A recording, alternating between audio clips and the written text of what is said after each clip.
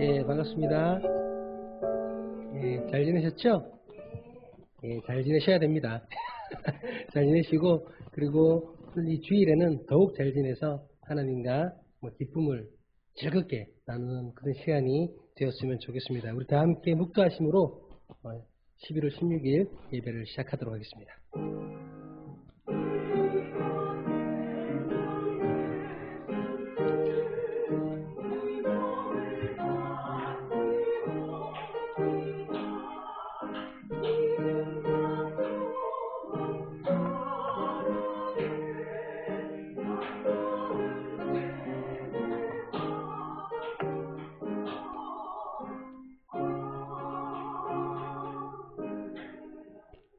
아버지 하나님 감사합니다. 지난 일주일간 함께 해주시고 함께 하심으로 또 우리의 기쁨이 되신 것 너무나 감사드립니다.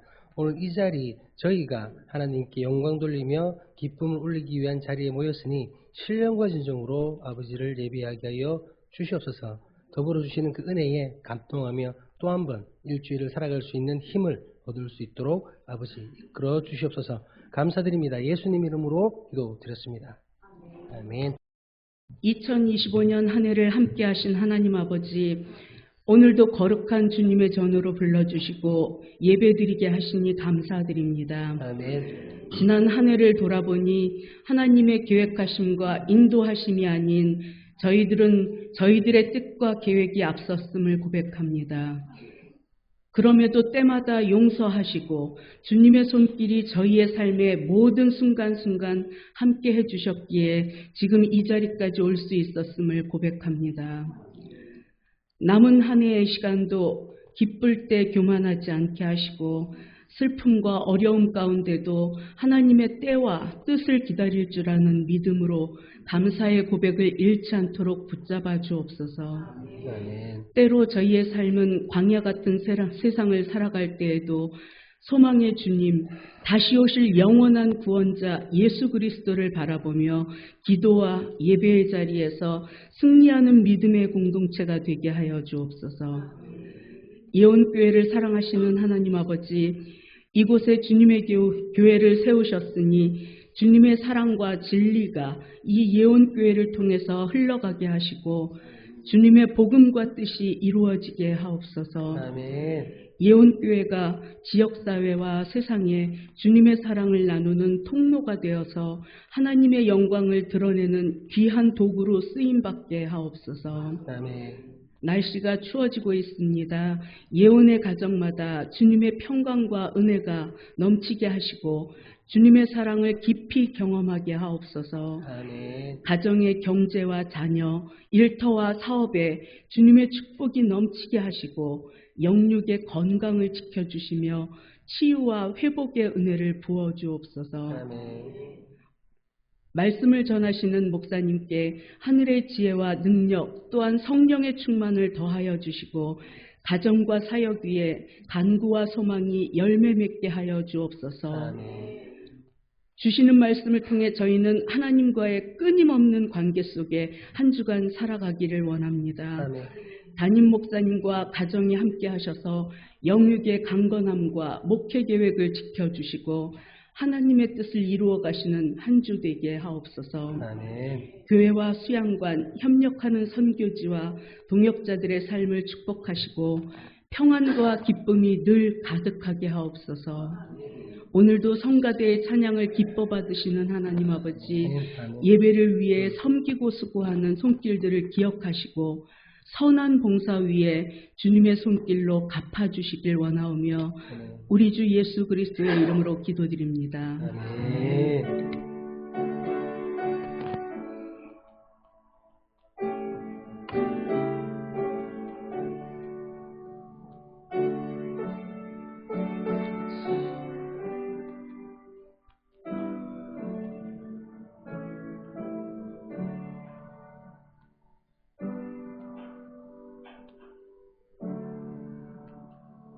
아멘. 배운 성가대 하나님께 영광의 찬양을 돌리도록 하겠습니다.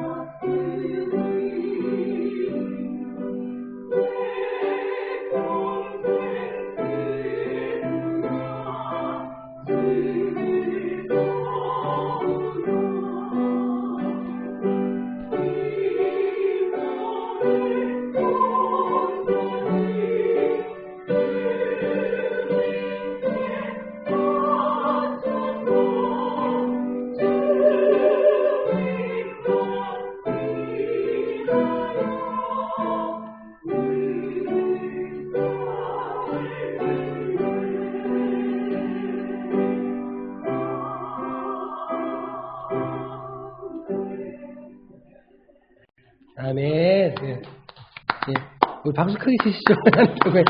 감사합니다.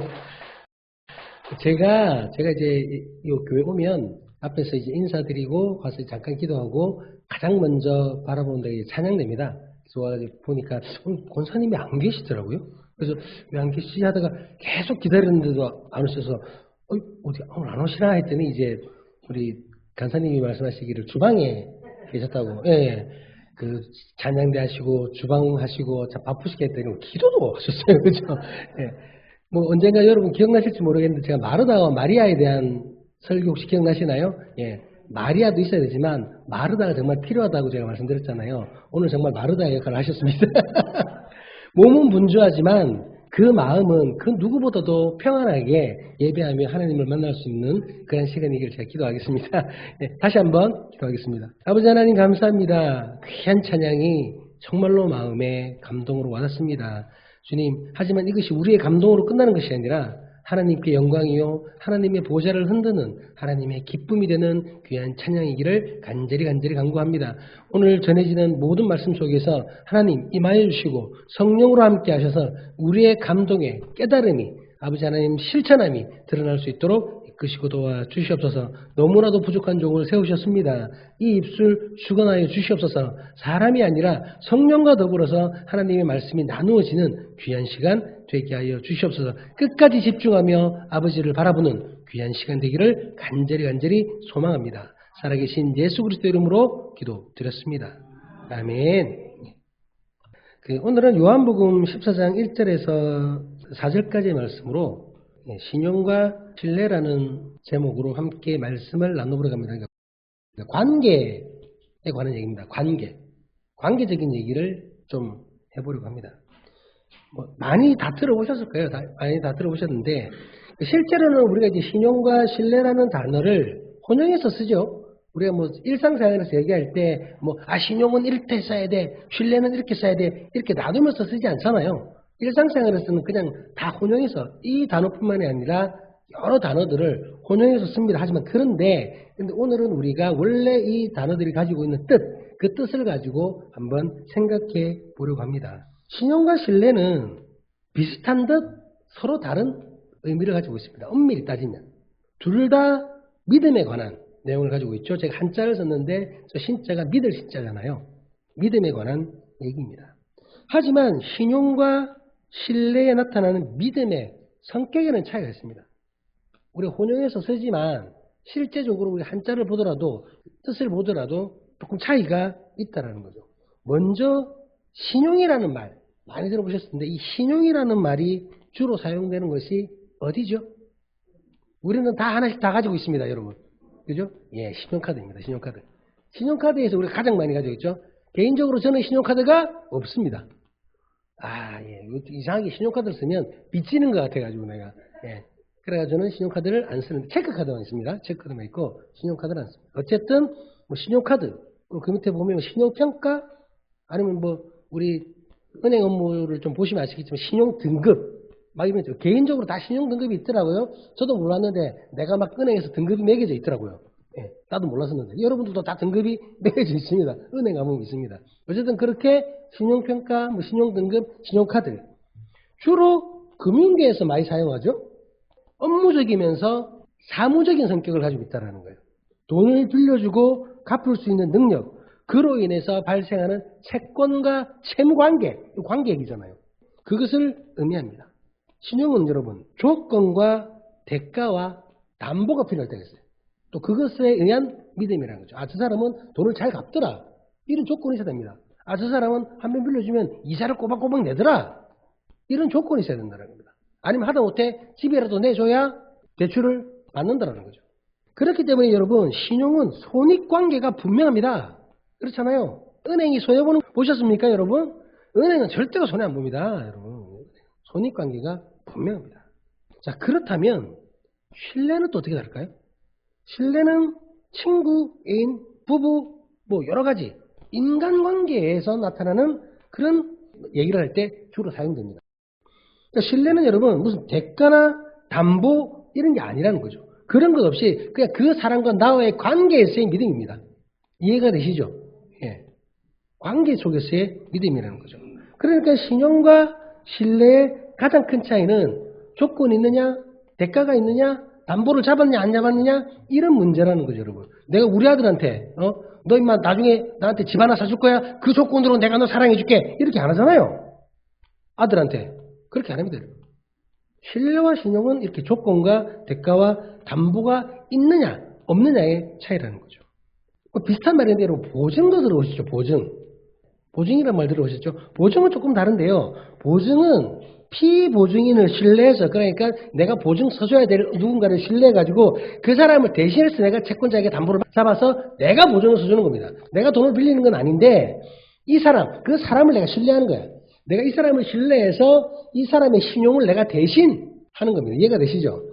그런데 여러분, 이제 대부분의 보증은 내가 이 사람을 신뢰해서 대신 신용을 해주는데 나중엔 도망가는 바람에 신뢰도 잃고 신용도 잊어버리는 이런 안타까운 현상이 일어나죠. 그래서 성경은 뭐라고 합니까, 여러분? 잠언 22장 16절 격까지 얘기지만 같이 한번 읽도록 하겠습니다. 시작!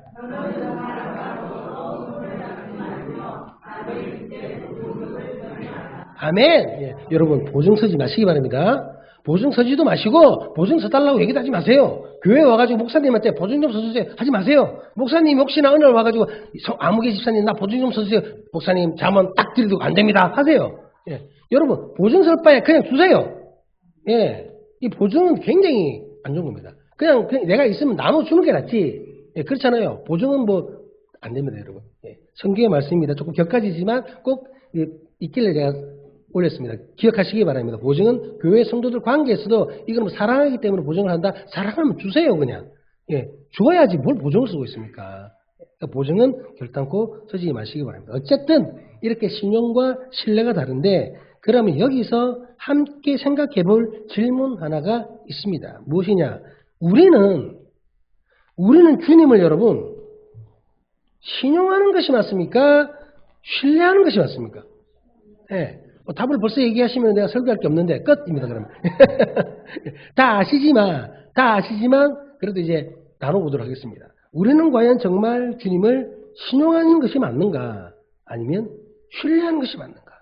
어떤 조건, 대가, 담보가 맞아야 주님을 믿을 수 있는 건가, 아니면 그런 것과는 상관없이 순수하게 그 사랑에 감동해서 내가 주님을 신뢰하는 것인가?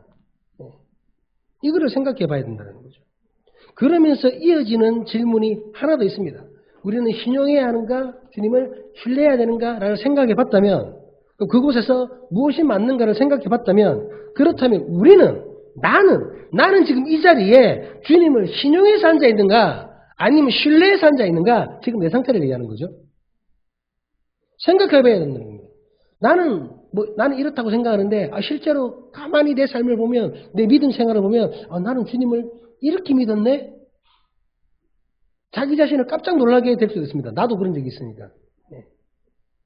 나는 지금 주님을 진짜로 신용해서 앉아있는 건지, 아니면 신뢰해서 앉아있는 건지, 그 역시 생각해 봐야 한다는 거죠. 주님을 믿는다고 하고 있는데, 나는 정말 주님을 믿는 이 믿음이 어떤 믿음이냐? 신용하고 있는 믿음이냐? 신뢰하고 있는 믿음이냐? 우리는 깊이 생각해 봐야 됩니다. 첫 번째 질문에 대해서 생각해 보겠습니다. 우리는 주님을 신용하는 것이 맞는가? 신뢰하는 것이 맞는가? 여러분, 우리가 주님을 왜 믿습니까? 왜 믿으시나요? 구원이잖아요. 네, 구원입니다, 여러분. 나 구원 안 받아도 돼요. 그냥 믿을래. 이러십니까? 큰일 납니다, 여러분. 네. 구원이잖아요. 우리는 여러분, 구원이 있기 때문에 주님을 믿는 겁니다.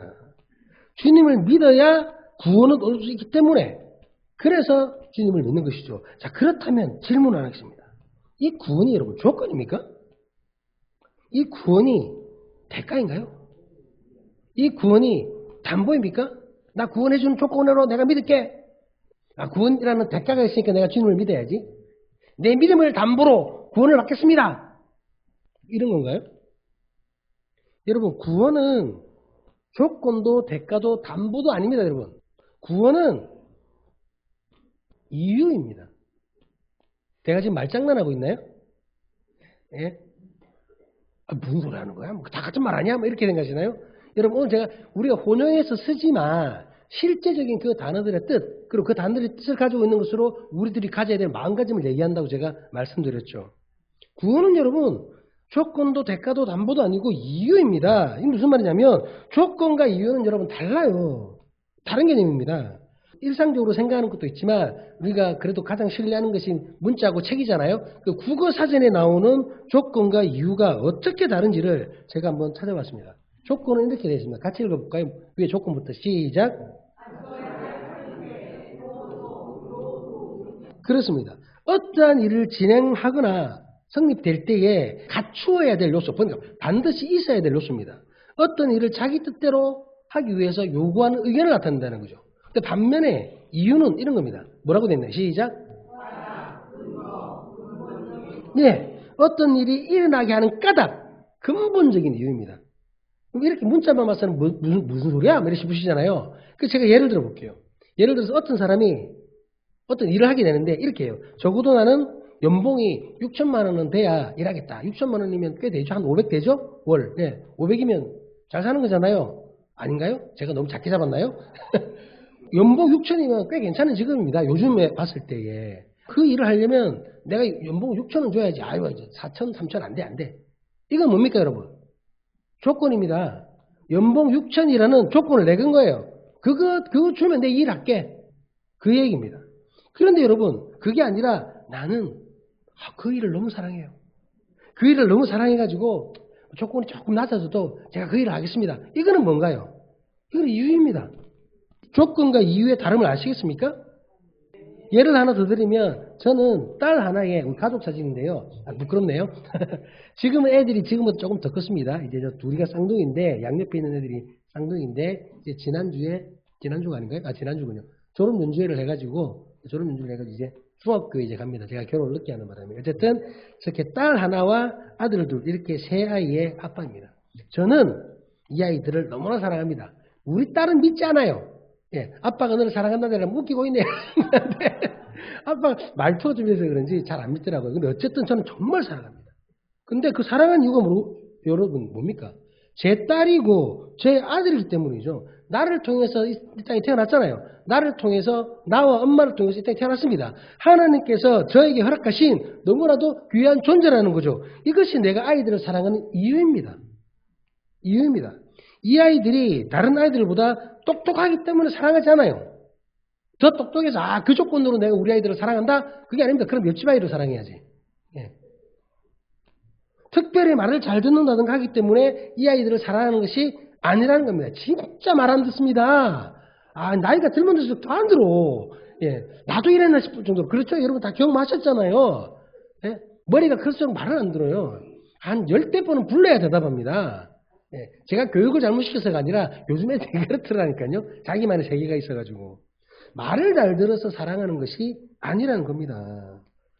뭐 다른 애들보다 더 예쁘고 보면 아시겠지만 저 닮아가지고 뭐 그래요 생긴 건 내 눈에는 예쁜데 뭐 그것을 보통 평범합니다. 뭐 다른 산 애들보다 뭐 더 잘생기고 예쁘다든지 아니면 어디 가서 애교 잘 부려가지고 뭐 용돈을 잘 받는다든지 뭐 그러면 좋겠죠. 그런데 그것 때문에 그 조건에 잘 맞기 때문에 우리 아이들을 사랑하는 게 아니라는 겁니다. 공부도 좀 뭐 그저 그렇게 합니다, 여러분. 예. 잘하는 게 있다면 악기를 조금 잘 다뤄. 그거 하나 빼고는 그냥 그저 그래요, 애들이. 평범합니다. 평범하지만 저는 사랑합니다. 왜? 나를 통해서 하나님께서 보내신 정말 사랑할 수밖에 없는 나의 자녀이기 때문이죠. 조건이 아니라 이유라는 겁니다. 조건이 아니라 이유입니다. 마찬가지로 구원은 믿음의 이유이지 여러분. 조건이 아닙니다. 조건이 아니에요. 구원이라는 조건이 잘 맞아떨어져서 주님을 믿는 것이 아니라는 겁니다. 구원은 주님을 믿을 수밖에 없는 이유입니다. 이해가 되시죠? 자, 그렇다면 다시 한 번 더. 우리는 주님을 신용하는 것이 맞습니까? 신뢰하는 것이 맞습니까? 주님께서 우리에게 재물을 주셨기 때문에 튼튼한 육체를 주셨기 때문에 내 자식이 그 어렵다는 서울대에 한 번에 합격했기 때문에 옆집, 앞집, 뒷집 다 망하는데 우리 집만 장사가 잘 되니까 그렇게 주님이 해주셨기 때문에 그 조건에 맞아떨어져가지고 주님을 신용하는 것이 맞습니까? 아니면 주님이 우리의 창조자시니까 주님이 우리를 구원하신 분이시니까 주님이 우리의 영적 아버지니까 우리를 너무나도 사랑하시니까 그 이유만으로 내 생활 속에서 무언가를 받고 안 받고에 관계없이 주님을 사랑하고 신뢰하는 것이 맞는 것입니까? 이제 본문을 살펴보도록 하겠습니다. 본문 요한복음 14장 1절입니다. 같이 한번 읽도록 하겠습니다. 시작. 또 나를 믿으라. 이 우리가 살펴본 본문 앞부분인 13장에서는 예수님께서 그 유대인이 갈 수 없는 곳으로 떠나신다라는 말을 제자들에게 하는 부분이 있어요. 그 말씀에 제자들은 거기가 어딘지 너무 궁금해가지고 근심이 빠져요. 아니 유대인들이 알 수 없는 곳으로 가신다는데 거기가 어디지? 아니 우리도 모르게 예수님이 어디 가신다는 거야? 하고 막 고민에 빠집니다. 이에 대해서 예수님께서는 본문 말씀인 근심하지 말고 오직 하나님을 믿는 것처럼 예수님을 믿으라고 말씀하고 계시는 겁니다. 자, 그렇다면 제자들은 뭘 믿어야 합니까? 뭘 믿어야 할까요? 우리 본문 2절을 같이 한번 보시도록 하겠습니다. 시작.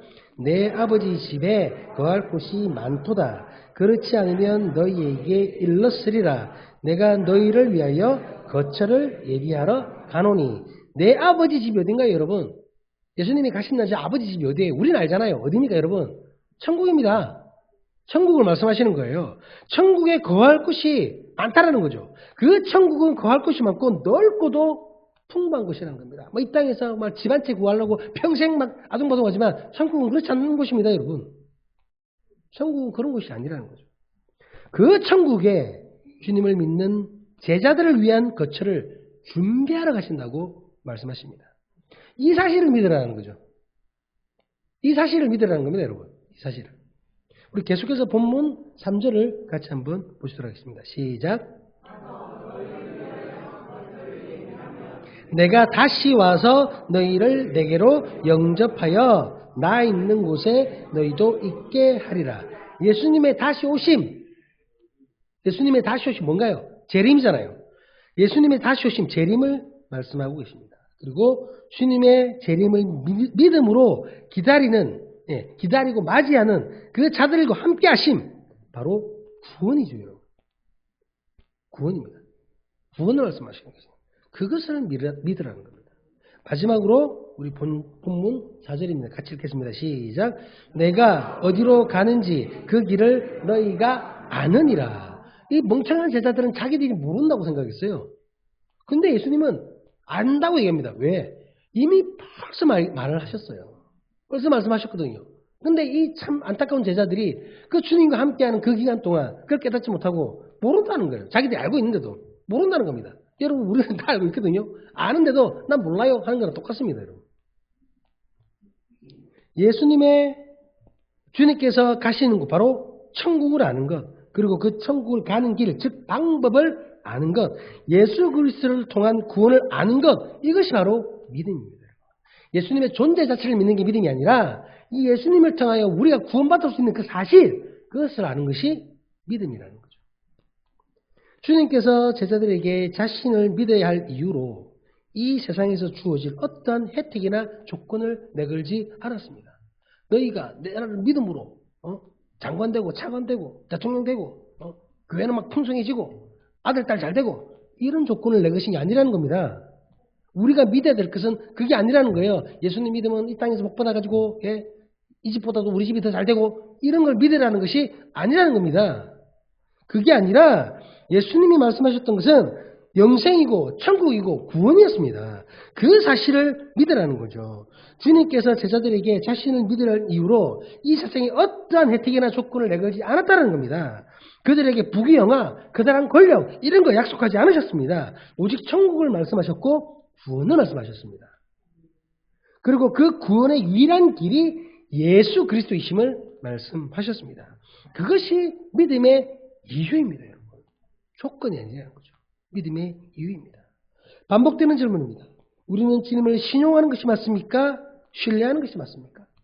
이 땅에서 사는 동안 주님이 이렇게 해주셨기 때문에, 저렇게 해주셨기 때문에, 그리고 또 이렇게 사랑해 줄 것이라고 내가 믿고 있기 때문에, 오늘 이렇게 성공시켜 주셨으니 내일도 이렇게 성공해 주실 거야 라고 믿기 때문에 그렇게 믿는 것이 참된 믿음입니까? 아니면 주님께서 이미 2000년 전에 십자가에서 죽으시고 부활하심으로 우리를 구원하신 것이 벌써 이루어졌고 그 역사가 확실하기 때문에 변하지 않는 역사이기 때문에 이제는 아무런 조건 없이 어쨌거나 저쨌거나 이 땅의 삶이 고난스러워도 어려워도 그렇다고 할지라도 말씀대로 살다가 내 손에 손해가 보더라도 그럼에도 불구하고 주님을 신뢰하고 주님을 의지하는 것이 맞는 것입니까? 저는 개인적으로 무슨 뜻인가는 알지만 개인적으로 조금 불편한 말이 뭐냐면 은혜 많이 받으시기 바랍니다. 은혜 많이 받았습니다. 이 말씀이 저는 조금 이제 가끔씩 불편해요. 왜냐하면 여러분 은혜는 여러분 2000년 전에 이미 주어졌습니다. 이해가 되시나요? 예수 그리스도의 죽음과 부활이 이미 은혜로 우리에게 다가왔습니다. 우리는 그 은혜를 확인하는 시간입니다. 예, 은혜는 다 받으셨어요. 벌써 받으셨습니다. 주님 제게 왜 은혜를 안 주십니까? 이미 주셨습니다. 제자들처럼 멍청하게 모른다고 하시면 안 됩니다. 단지 그 은혜가 희미해질까봐 확인하는 시간입니다. 우리에게는.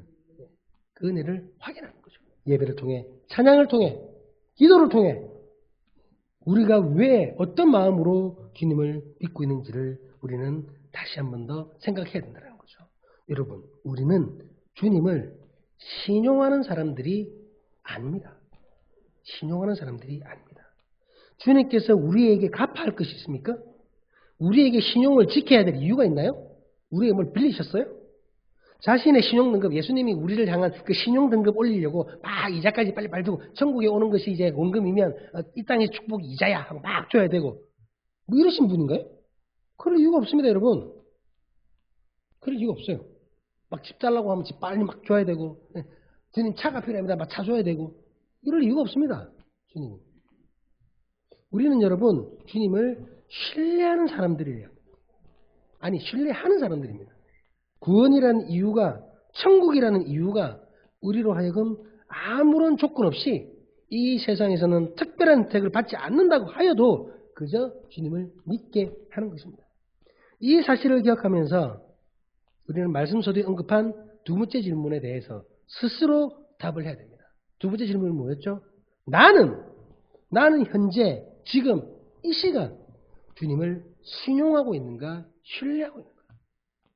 여러분 의외로 한국 기독교인 중에 주님과의 관계가 신용적인 관계인 사람 너무나 많습니다. 진짜 많습니다. 여러분. 그때 나는 어떻느냐 스스로에게 질문을 해야 한다는 거죠. 제가 실제로 일어났던 일 하나를 소개하고 말씀을 마무리하려고 합니다. 실제로 일어났던 일인데 실명은 사용하지 않겠어요. 왜냐하면 제가 그분을 비난하는 것이 아니라 그 사건을 바탕으로 어떻게 하는 것이 맞느냐는 걸 해야 되기 때문에 제가 실명은 사용하지 않는데 그리고 또 내용 중심이 바뀌지 않는 한도에 살짝 각색도 하겠습니다. 너무너무 그분이 궁금하다 싶으면 제가 개인적으로 물어보셔도 되는데 이거 방송이 나가잖아요. 그죠? 네, 방송이 나가니까 혹시나 싶어서 제가 실명은 사용하지 않겠습니다. 그러니까 이제 하지만 실제로 있었던 일입니다. 실제로 있었던 일인데 어떤 일이냐면 한국에서 그 중동 지방으로 파송된 어느 선교사님이 한 분 계셨어요. 선교사님의 얘기입니다. 근데 이분은 선교사로 파송되기 전에 젊은 날에 단기 선교를 갔다가 죽을 뻔한 경험을 했었어요. 그러니까 갔다가 선교하다가 죽을 뻔한 거예요. 굉장히 큰 경험이죠. 근데 살아났습니다.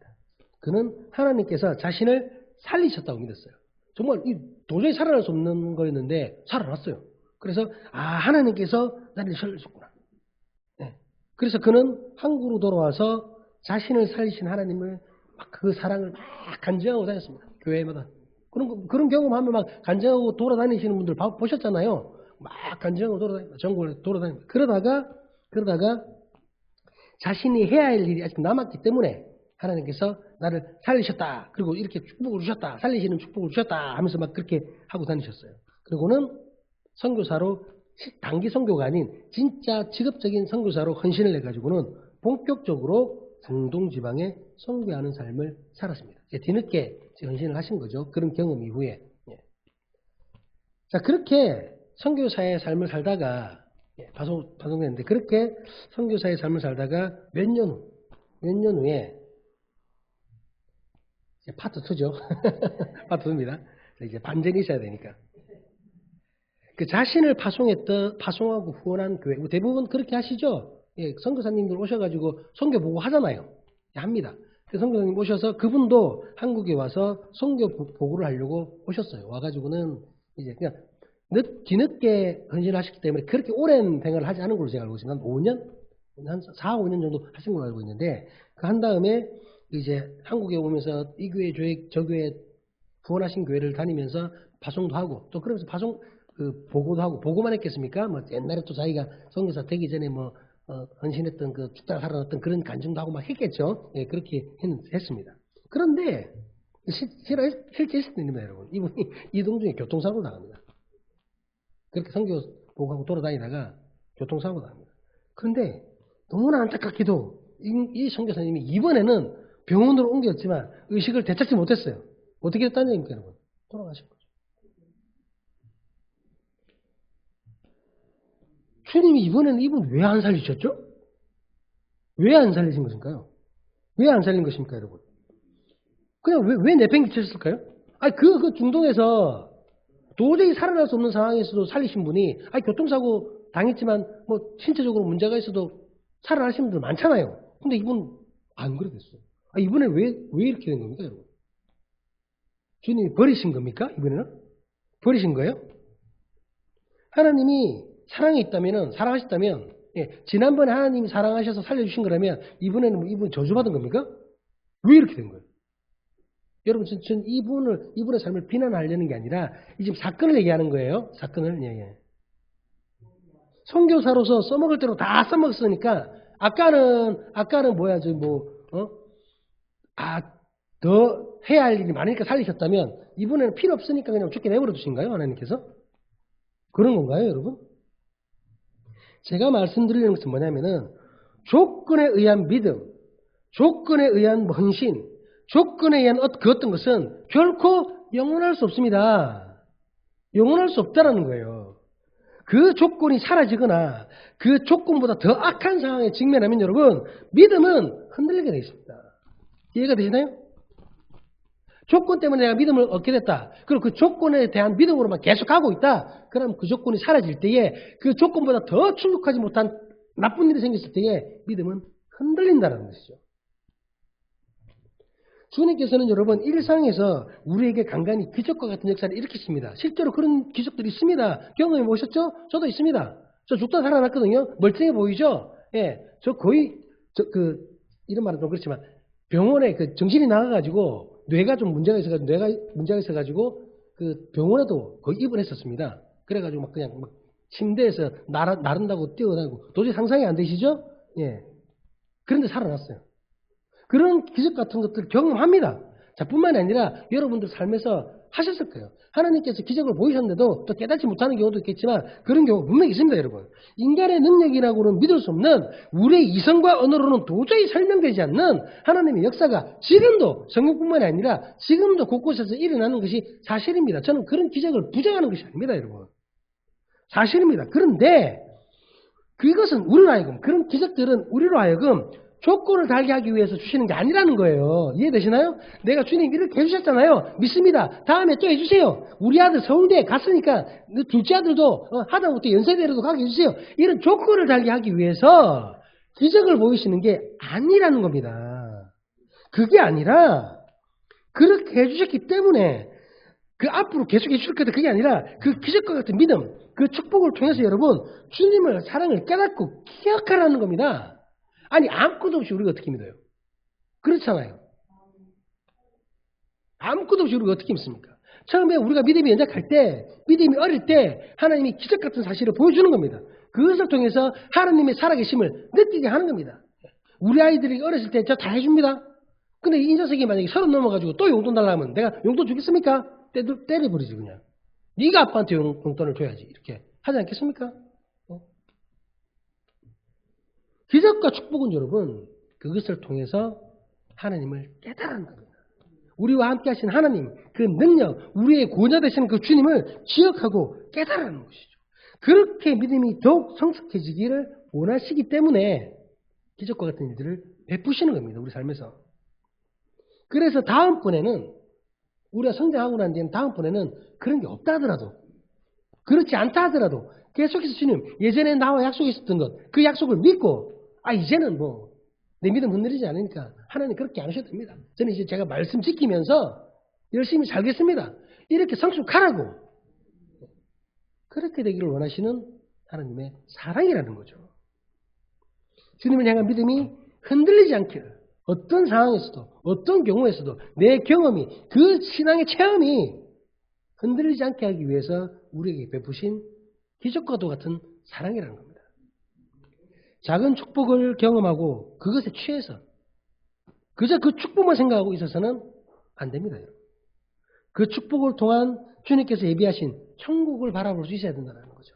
그저 이 땅에서 잘된 것 때문에 아이고 좋아하는 것이 아니라 그 잘됨을 이루신 하나님께서 우리를 위해서 예비해 놓으신 그 놀라운 천국 있잖아요. 높은 거. 그것을 바라봐야지 왜 이 땅에서 잠깐 그거를 보고 계십니까?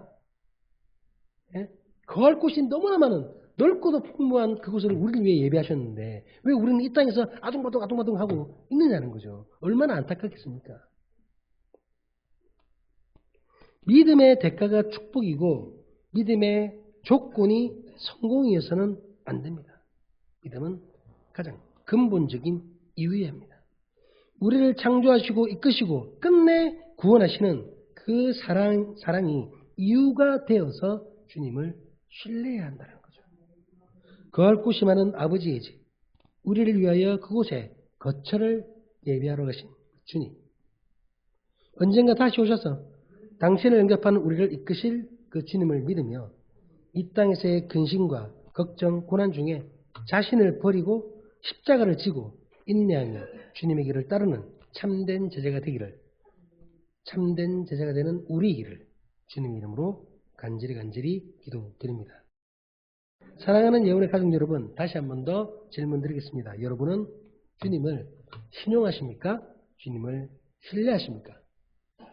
네, 스스로 하나님 앞에 고백할 수 있기를 주님 이름으로 간절히 기도드립니다. 기도하시겠습니다. 아버지 하나님 감사합니다.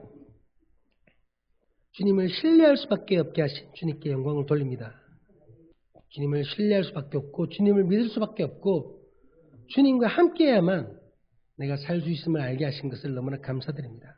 주님 그 깨달음을 붙잡고 평생토록 주님을 따라가는 우리의 십자가를 지고 주님의 뒤를 따르는 예언교회의 가족들이 되게 하여 주시옵소서. 오늘의 깨달음으로 주님과의 관계가 그저 손익계산이 분명한 신용의 관계가 아니라 그저 구원의 그 이유 하나만으로 사랑할 수밖에 없는 이유만으로 주님을 신뢰하는 관계가 될 수 있도록 이끄시고 도와주시옵소서. 감사드립니다. 예수님 이름으로 기도드렸습니다. 아멘.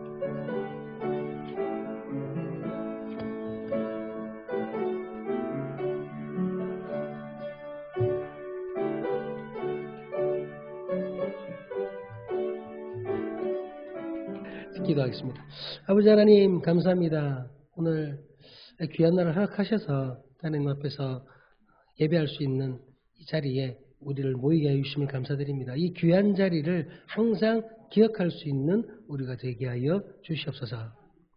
이제는 구원자 되신 예수 그리스도의 놀라운 은혜와 아버지 되신 하나님의 그 신비한 사랑과 도우시는 자 성령님의 그 깊은 교제가 오늘 이곳에서 주님을 사랑하고 주님을 신뢰하고 오직 주님만을 바라보기를 소원하는 예언교회 성도들 그리고 온 땅에 있는 크리스찬들 머리머리 위에 지금부터 영원히 함께 하시기를 주님의 이름으로 간절히 축원합니다.